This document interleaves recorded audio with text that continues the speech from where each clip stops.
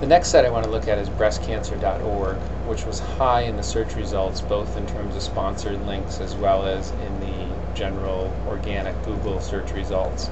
And on this page, when I get to the home page, I see again there's quite a bit of content, research news, community knowledge.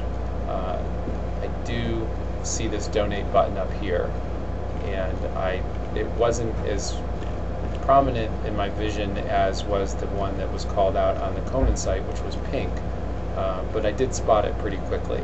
I imagine there are also on this site other ways that you can make a donation.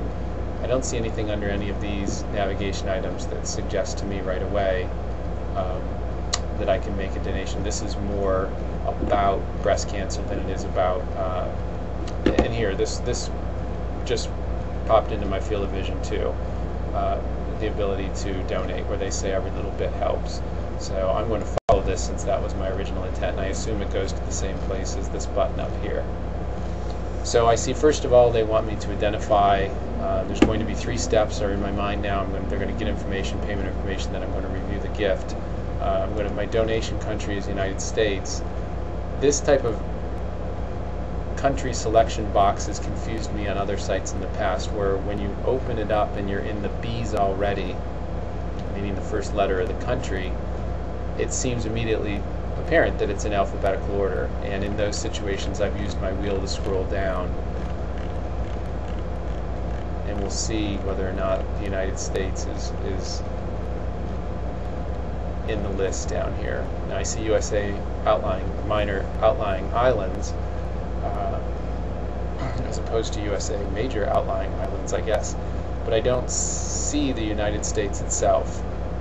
So I just know from experience in other sites that means what they've done is put it on top, as opposed to putting it in the same format every other country is in on this list. So I will select the United States. Similar to the last site I was on, it's almost the same form. I can pick my gift. It's one time. This is grayed out because it doesn't apply. It asks me whether or not it's a memorial or if this gift is in honor of an individual. If it's not, I would just proceed with next. And again, I'm on step 2 now, where I would fill out my information, my credit card information, and go to the next screen in order to complete it. I do want to look at these checkboxes. Yes, I would like to receive what's new email, and also there's a checkbox for remember me.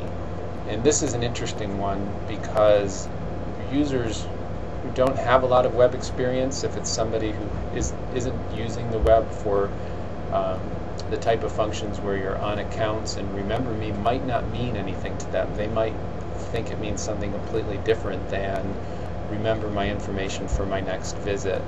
So that's something that from a usability perspective, the text could probably be a little bit expanded a little bit and mean what it says to everyone who's reading it. Other than that, I think this was a pretty straightforward experience as well.